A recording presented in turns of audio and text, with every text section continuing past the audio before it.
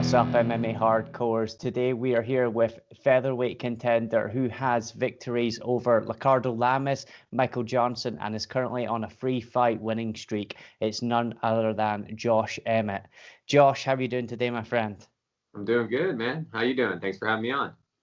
Oh, well, thank you very much for giving us the chance to interview you. You're a very exciting fighter, and I've been very excited for this interview. So thank you very much, man. Yeah, anytime. So we're just going to open up with some questions, kind of what it's been like for you recently. Obviously, we know you've just been recovering from some surgery. We've been keeping up to date with your Instagram stuff. We could see that you were under the needle, so to say, in December. And we're just wondering how you're doing, how your recovery's coming along, and when we're looking to see you back in the octagon again.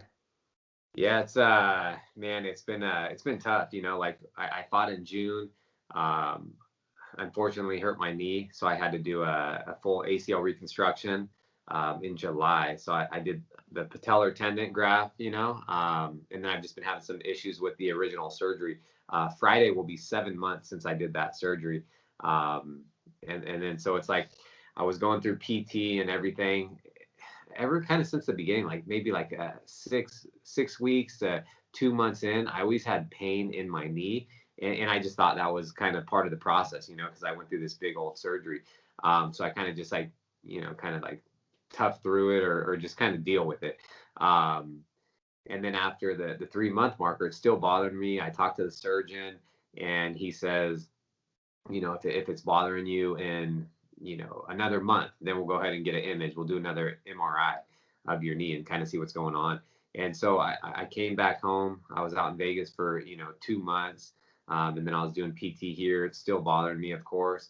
So I did a PRP injection. And so that's where, they take out your blood and they spin it and it separates like the platelets and all that type of stuff. And so they just injected that into the joint to hopefully that would kind of, start the healing process, because in the knee and ligaments and stuff like that, there's not a lot of blood. So things don't heal that well. So they did that. It was still bothering me after a few weeks. So I got the MRI, and this is like 4 months after surgery. And then the report comes back and it says that my patella, so my kneecap, is fractured. And I have a tear in my patella tendon. And that's just where they took the graft, so for whatever reason, if I didn't respond to it, if it was something to do with the surgery, I'm not sure. It just wasn't healing right.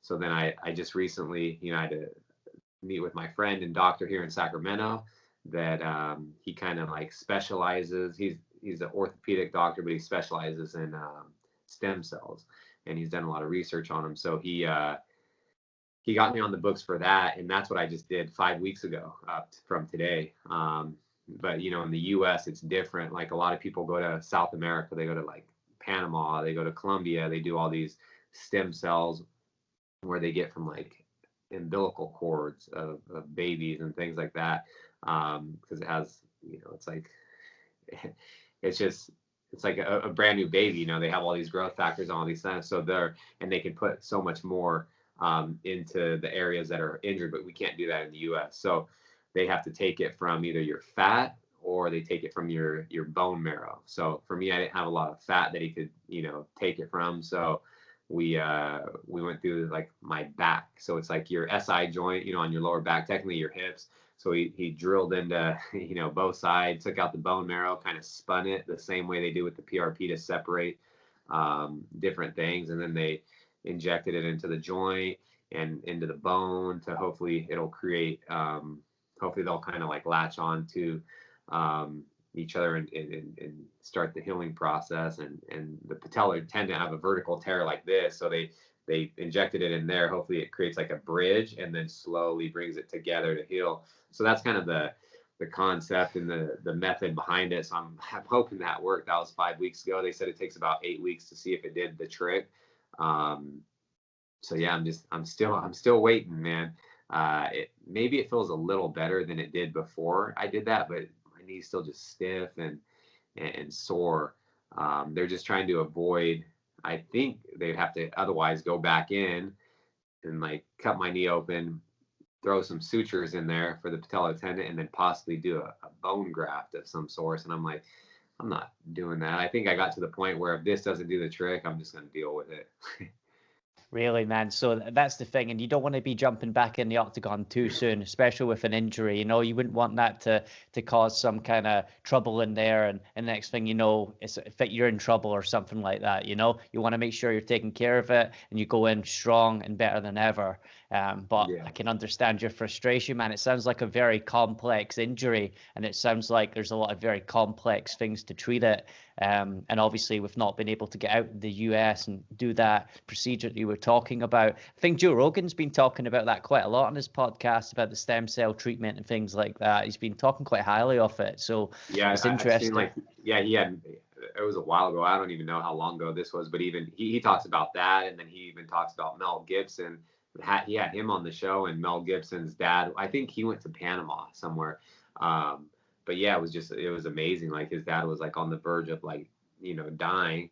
He had like a lot of like heart failure, like kidneys, lungs, all these things, and hip problems. And then he went in and, like it started to like regenerate. And, he's like, and this was like 8 years ago, and he was doing well and walking and doing all this stuff. So, yeah, it's a big thing. And it's, a lot of research has been done, and I feel like it's coming a long way. A lot of fighters are going down to certain places, and yeah, we'll see. But I'm hoping this this did the trick. It's kind of the same thing, but it's just like you're just not getting as much stem cells as you could in a different country, but it's still supposedly pretty similar.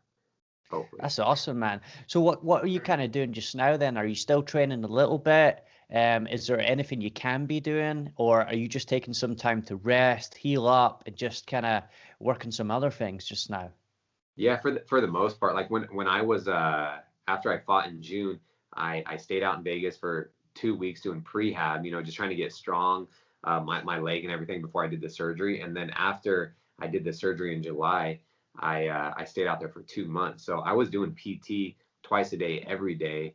So I was getting like 10 treatments a week. I would even do it sometimes on Saturdays, like one treatment, and then I was doing strength and conditioning, 4 or 5 days a week. So I was still, it was a lot. I would start early in the morning, and by the time I would get done with all the exercises and doing things on my own at the hotel, it'd be like 6 o'clock. It was like a full-time job. Monday through Friday, I'd have one treatment on Saturday, and then my wife and I could go have some fun Saturday night or hang out by the pool on Sunday.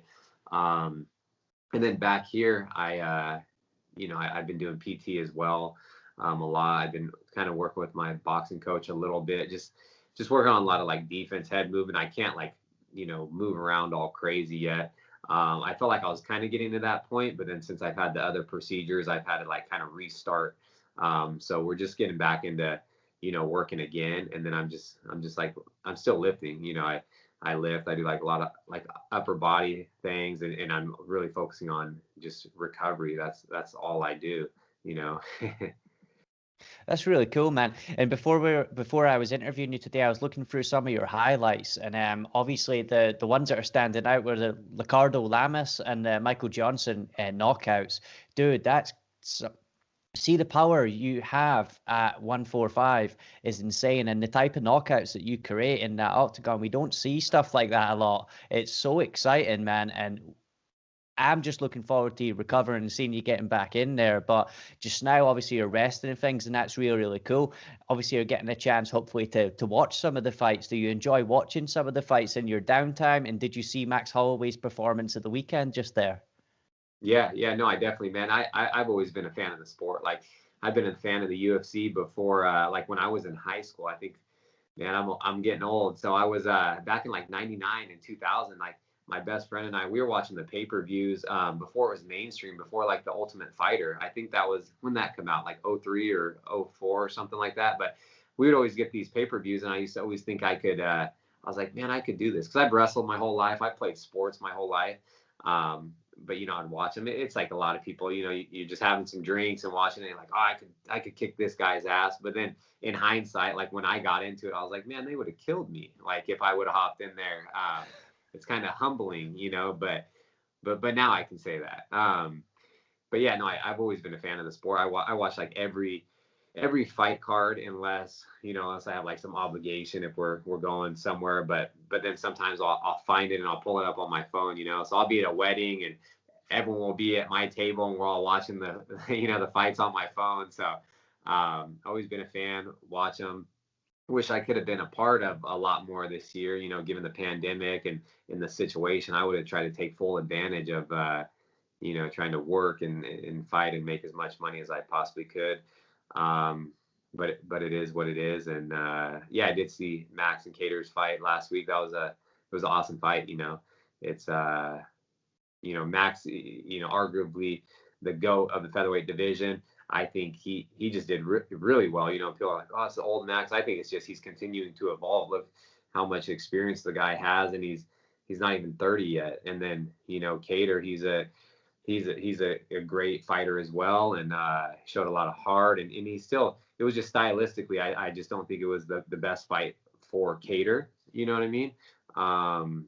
But yeah, their stock, Max's stock went up even more. But I think Cater, even the performance and how durable and just how composed and calm he was, even during that fight, his stock went way up too. So I thought it was a great fight, and props to both of them. And yeah, I definitely watched it. Yeah, and it's cool, man. And I think just now with everything that's going on in the 155 division, that a lot of people aren't really getting to see. Well, it's just kind of overshadowing the 145 division a little bit. But when you think about the stars, Max Holloway just putting on that performance, and obviously Calvin Kattar's stock going up as well. You've got Brian Ortega, you've got yourself, Josh Emmett, and you've also got the champ, Alexander Volkanovski. Trying to pronounce his name correctly there.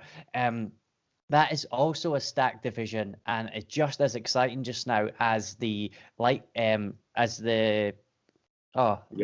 division just now. So man, it's what I'm saying. There's a lot of exciting fights to look forward to. I noticed you were saying there in college you were watching the fights at the bars, and you were you were watching these guys on the screen and having a background in wrestling, and you were thinking to yourself, hey, I could do this. This seems easy enough, right? But did and going back to that, had you been in a fight prior to feeling like that? Because there's a lot of people that'll watch the UFC and be like, oh man, I could kick that guy's ass. Yeah. That guy couldn't defend my left hand or whatever, and they've never been in a fight in their life. Had you been in a fight at that point, like maybe in some scraps, or had you always just been a bit of a natural athlete and fit? As a competitor, I think I could learn that, and I could compete in this type of sport and be successful. Oh yeah, for sure. It was like going back, I went to, because I started out, like, this was in high school when I was a senior, like we were watching them. So I was saying that, like, then, but I went to a junior college. I was wrestling, and then Uriah, he actually kicked, because I'm from Sacramento, and that's where Uriah Faber opened, Ultimate Fitness. And I think it was like, it's a staple, one of the best gyms in the world for the lighter weights. And so he came in to one of our wrestling meets in, like, I think it was 2005, and he was bringing flyers that he was opening a gym, and I was like, oh, cool. Since I always wanted to do this, I'm like, this is perfect. I'm going to go, after my wrestling season's up in junior college, I'm going to go to his gym and, start training. So I started doing that back in like 2005. And then I was getting offers to go get a scholarship, a wrestling scholarship. And so I decided to do that. But this was my plan all along, to go down, get my degree, go wrestle at the 4-year level. So my wrestling would get better, and then it would transfer over to fighting, and then in case the fighting didn't work out, I'd have my degree, so I could possibly get a job, if that didn't work out. But that's always been the plan of mine. And yeah, even just being like, nothing crazy where, been in like some little scraps, but everything's like happens and then it's broken up so fast. It's like nothing that like you're never going to sit there and fight someone for 15 to 25 minutes on the street. You know what I mean? I hope not. and if you did, that'd be pretty bad. But yeah, like, and I just knew, like, my ability and background and things and stuff. I just knew I would do well at it. But when I started, like I said, it is a humbling thing when you start training and you're not used to that, or punches coming at you, so you're like turning your head or closing your eyes, or then people are throwing kicks and you get kicked in the face. You know what I mean? That's when it like made me realize, like, really early, maybe in like 2006 or something. I was thinking like if I went in there and fought these guys, I was like they would literally have killed me or had a heyday. You know, it'd have been an easy night for them. But yeah, it's always been the plan to fight. And I only wanted to get in the UFC as well. So it's like when I was initially starting out and I had some amateur fights and then I turned pro, my goal was to only fight in the UFC. Like it was UFC or nothing for me. You know, I got offers to fight in different promotions, which they're great, but I think the UFC is the biggest platform out there.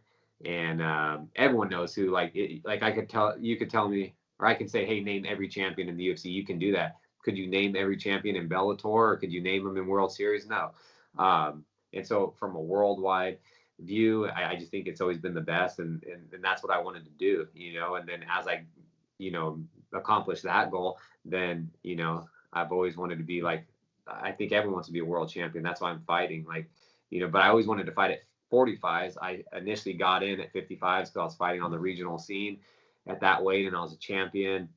And I knew I'd get in on short notice, and you know, and I did. I got into the UFC on a 4-day notice, flew across the world, and beat a tough guy. So I kept winning, and then that's why I stayed at 55s. But then when I got a loss, that I still think I won that fight, and then I decided to go down to 45s and kind of make a run at the title. And you know, my goal is to be the UFC champion, and I'm getting closer. Dude, you definitely are getting closer, and you, like I keep saying, your performances are so exciting, especially for the featherweight division. The way you knock people out, like I say, we don't see that. You don't see people going stiff like when when you knock Michael Johnson out or Ricardo Lamas. It's just insane, and it's so entertaining as well. And obviously talking about being a world champion and stuff like that, you're obviously ranked quite high. You're in the top 10. Who for a return fight, do you have anyone in mind just now, or is it really just about the recovery just now, seeing how things kind of shuffle out, and then you'll kind of make the decision then? Or have you got someone in your head just now where you're like, oh, I want to fight this person? Yeah, if I could choose, you know, I'd pick the champion all day, every day. But I know that's not the case. So yeah, right now I'm just focused on recovery, and I knew the whole time that during this, maybe it's like a blessing in disguise, you know, because I know that the ACL recovery is a long process. So I'm like, the thing that I'm looking forward to is I know that division's been held up for a while, but I'm like, by the time I do come back, the division's going to play itself out. And look at already the fights that have been happening while I've been gone. It's like, you know, Ortega beat Korean Zombie, and then Max just beat Cater, and then there'll be a handful of other fights. You know, Ortega's going to fight for the title, and then you got a few other guys are going to fight before I come. Like, who knows? My plan is July or August to come back, but still, my knee has to get better in time. I have to be able to, you know, strengthen my legs, get back in practice. So that's what I'm hoping for, gunning for July or August, but who knows, you know. I was planning for sooner the day I had my surgery, and now it seems like that's definitely not going to happen. So things will play out. I definitely want to fight someone in front of me. I want to fight someone that's going to get me that much closer to fighting for the title. And so, yeah, we'll just kind of have to wait and see. But I do believe I'll come back to a big fight, and yeah, it'll set me up. I feel like I'm, you know, one big win away from fighting for the title. So I want to come back to a big fight, and then obviously 100% focus on that, because if you lose, then I'm in the back of the line again. So it's like I have to get a big win, and then from there, though, we'll sit back and see kind of what's next. Yeah, you've definitely earned your place, you know. So I think if you come back, get another big win, you know, a title fight could definitely be next for you. So there's no rush to come back. You know, we want to see you come back healthy and strong. Changing the subject a wee bit from fighting, I did mention that we're going to talk a wee bit about. So you've mentioned how you were kind of in college and stuff with your wrestling and things like that. We know you were also studying psychology. Is that correct? Yeah, I have a bachelor's in psychology. Yeah, that's amazing, man, because I'm also very interested in psychology. And when I was reading that, I was like, wow, that's a great thing I could talk to you about. So just a little bit of information on what got you interested in psychology and what it was like to study it. Yeah, so for me, it was obviously it was a college I got a scholarship to wrestle for. It was local, it was in the Bay Area. So like 2 hours away from Sacramento, my home. And it was a business school. So they only had a few, majors. It was either like business, psychology, or like mass comm. And, I started out with like the business major, and then, I don't know, it was interesting to me, but not so much. Then I took some intro to psychology classes also. And then that was like, it was just, it was interesting. I felt like I was more interested in that, and yeah, and just really paid more attention, I guess you could say. So then I changed my major to that. Also, I always wanted to be a police officer. So my whole plan since I was a little kid was either being a pro athlete or a police officer. And pro athlete, I was thinking about like NFL, football, like American football and stuff like that. But I wasn't thinking about fighting at the time. They didn't even have the UFC or MMA around when I was a little kid that I knew of.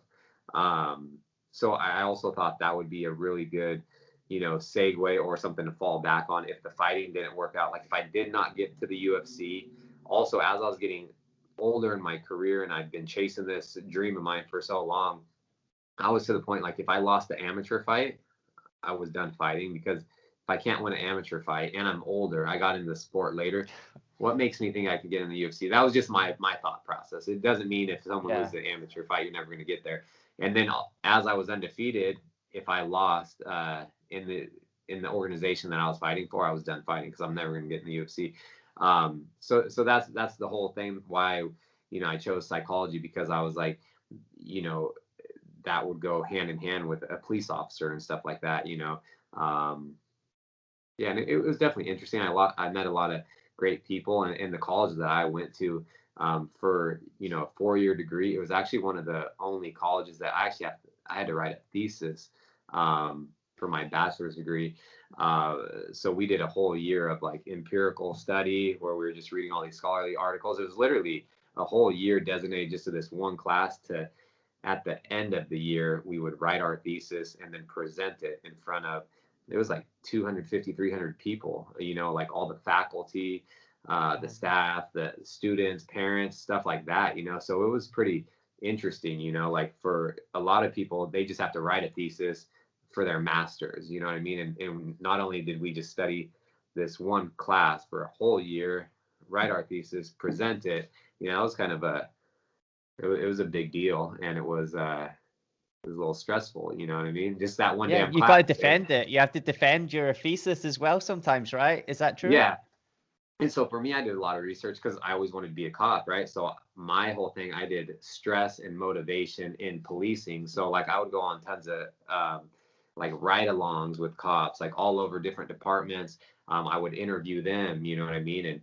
And do that type of stuff. And then I'm reading all these articles and stuff and kind of like comparing notes, and then, breaking down like what the main stressors are in policing, what their motivation is, and then like just breaking down how bad it is, because they have no outlet, and they have, and then there's a lot of like domestic violence, even with police, they're going home because they hold everything in. Yeah, a lot of like, heart attacks, just so many different things that people don't really think about, you know what I mean? But it's, yeah.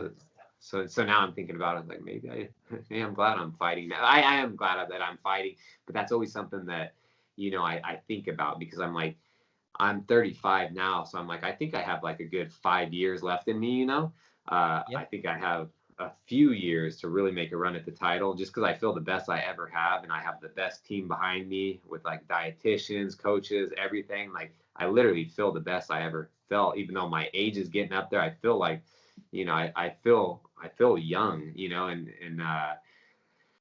but I'm happy for this. But I'm always like, should I, after I'm done fighting, should I try to pursue that? Who knows? After reading just and doing what's the going on research and all that. yeah.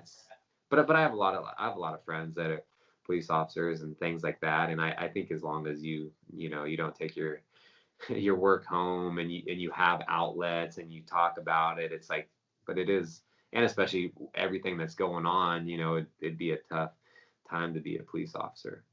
So I'm kind of grateful I'm not doing that. it wouldn't be as if you were going from a job where there's not, like, say, maybe a store clerk or something like that, where there's maybe not a lot of stress or pressure on you. You're literally Mhm. from a UFC fighter where there's so much pressure on you, where you're risking your life in that octagon, Yeah. to going into another kind of high pressure job. And I think with your psychology behind you as well, you'd probably be quite a good police officer, you know, because you'd have a good understanding of human behavior and things. Yeah. And what I was going to ask you is, with your studying psychology and stuff like that, I know there's a lot of athletes just now that are doing like sports psychology and stuff like that to get their mindset right for the fights, you know, because we get a lot of athletes just now that have really good skill sets and things like that. And sometimes all the only separation in the octagon could be confidence, Yeah. which can come from the psychology. How big a factor do you think that plays into the things, and how big of a factor um do you think that'll be on Saturday night with the Conor McGregor and Dustin Poirier fight? Yeah, no, I 100% believe in that. And that's, if you hear any of my interviews, I always say like my strongest attribute is my mind, my mentality. That's why I'm willing to like go through and endure and suffer, not suffer, but I guess suffer like the pain. Like I get my mind prepared to go through hell. You know what I mean? As long as I get my hand raised and I'm like welcoming the pain, I'm welcoming like this is going to hurt, you know? But I prepare myself mentally. And for me, I feel like since I've been an athlete, I've been training and fighting for so long now. I feel like if I just, and I've done this several fights, like not so much in the UFC, actually a few, like maybe a few fights in the UFC and on the regional scene against UFC vets. Like I was injured, so I like all I did was run on a treadmill. If I'm in good shape, I know how to fight. You know what I mean? So and then I just do a lot of, I work with a mind coach too. So my entire UFC career, except my debut, I've been working with a mind coach. And he used to work with special forces, law enforcement. He works with some of the top, former champions and current UFC fighters. So I do a lot of visualization. I do like, we go into not hypnosis, but kind of like deep trances. And I'm just constantly, I see the fight from, my corner's view, like bird's eye view, like my eyes. I just, and I'm just playing this over and over, bad positions, but I'm always getting my hand raised. I'm always looking for different ways to finish it. So that's kind of, it's always been my mindset. Even before my fights, I always like to be by myself before I go to the arena. And that's when I'm like preparing myself just for like the pain and the stuff that's gonna occur, when I fight, just because Hmm. Hmm. and that's why I've been able to, you know, go through so many times. With like my debut, I had a compound fracture, my bone sticking out of my finger, and I'm hiding it from the ref so I can continue to fight. I've had to It's come back from the facial fractures. I've torn cartilage and broken ribs in fights. I've broken my hand in fights and just kept fighting. And my ACL, that's another thing. I feel like a lot of people that were in my position, like they would just quit and give up. But I prepare myself leading up to the fight, and then really right before I go into this like little um just this thing I do. I prepare. It's like you don't know what's gonna, you hope for the best, but you really don't know what's gonna happen. It's like Mhm. you're about to hop into a car and floor it into a tree with no seatbelt. Like you hope everything turns out okay, but you really don't know. And that's how I get prepared for fighting. Like I know I'm gonna get hit. It's a fight. Everyone's gonna get hit. It could hurt. I could get really hurt, but I'm going to continue to fight. And when, if it does occur, then I'm going to, adapt and find a different way. And I think that's really helped me in my fighting. I think it's like, even just the way you speak about it, you know, you can tell you've got a really strong mindset from just the analogies you're using and things like that. One I like to use is like, when you think about the future, there's every possibility for every different outcome, you know, and visualization, something you were speaking about, where you've got all these different versions of the future which we can't access yet. We can only access in our mind. So if we can, so say you're going to have a fight, you want to be the champion, you're envisioning getting your hand raised, becoming the champion. To get to that stage and to align yourself with that vision of yourself, you need to think, well, what would that version of me be doing now so I can align myself with that person in the future, you know? So that person's obviously not going to miss training. We're going to be eating very healthy. We're going to be super focused. We're going to take all the right action to get us there, you know? And that's why you're saying, and your mindset's so strong to get you there that even in the octagon, if your bones poking out your finger, of course you're not going to let the ref see that, because that's not gonna, because if that fight gets stopped, that's gonna deter you from that vision of yourself getting your hand raised. So it's like you're willing to do anything to do that, and it's definitely a massive asset. You know, your mindset's everything, and just by the way you fight as well, you can tell that there's no going back. You know that you're going forward, and we're going for the finish here, and it's evident.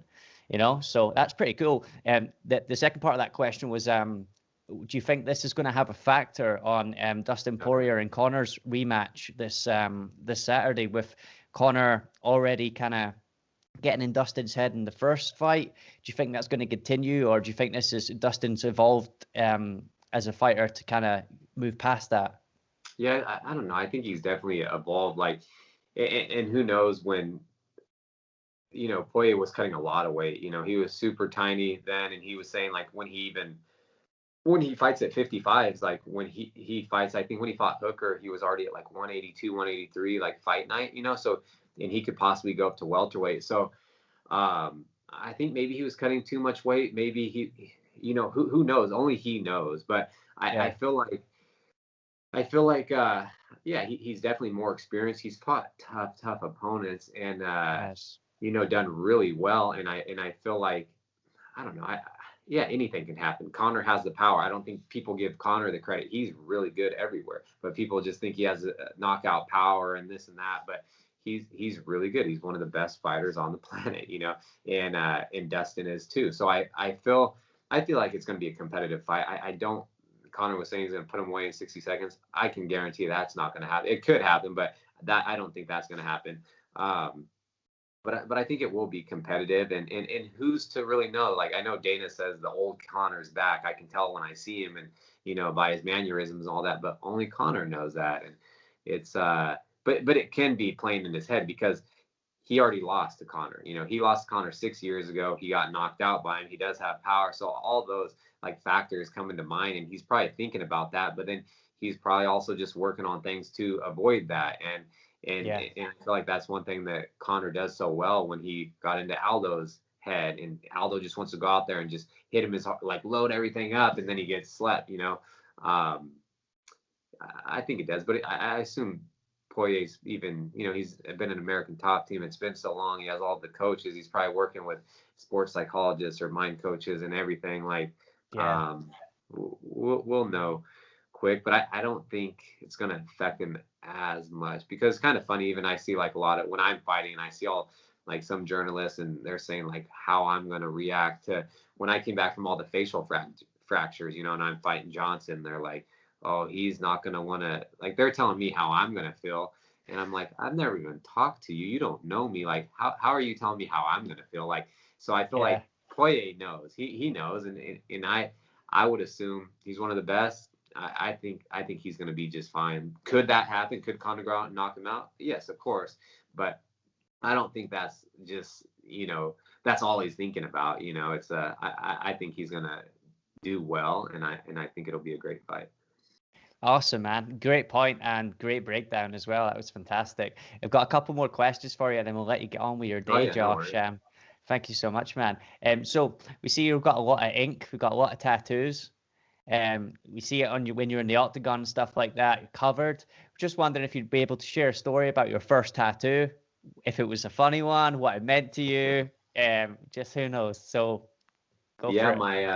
My first tattoo, I was 18. It's actually a clown on my back, so I guess you could say kind of funny, kind of like a serious clown. It's when I was younger, I was in acrobatics, and we used to do like I would do in like some of these, I guess, like Renaissance fairs, and I would also do like different like fairs, and sometimes we dress up as clowns and stuff like that. And in acrobatics, could walk on the balls, could juggle. I'm the one that they're throwing up doing flips and doing all this crazy stuff.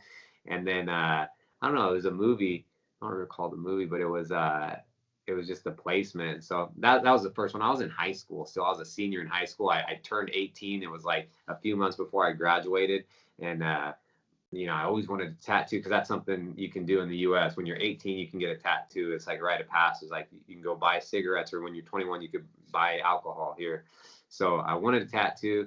I was actually wrestling at the time. I was at the state tournament. I lost a match that I should have won, and if I would have placed in the state, so I was so pissed. So I grabbed my bags and I drove all the way back to Sacramento, and then my girlfriend got me a gift certificate for my 18th birthday to get a tattoo. So I went to this tattoo parlor and got my tattoo. But yeah, that's my first story of it. Yeah, and then I've got a bunch of other ones, and yeah, everything has a meaning, and yeah. But that's the first one. They're the best tattoos. That's crazy, man. I thought you were gonna say something small, like I don't know, a small tribal tattoo or something like that. No, I got a clown on my back, dude. Yeah, one of that on the shoulder blade. And I didn't know anything about tattoos, so it's like, I just wrestled, I cut weight, wrestled state tournament, drove back. I didn't eat anything. So it's kind of a funny story because like I'm sitting there, never had a tattoo, and I guess the shoulder blade was there's like, oh, you want to start there for your first one? And it was like a decent piece. And I was like, yeah, why not? Like I didn't eat anything. So, they're working for a while. Then all of a sudden I'm like, he's like looking at me. He's like, are you okay? I'm like, yeah, I think so. But I start to get all white, you know what I mean? And pale. And he's like, yeah. Have you ate anything? I'm like, no, I haven't ate since, like this morning or something. And it was like at night.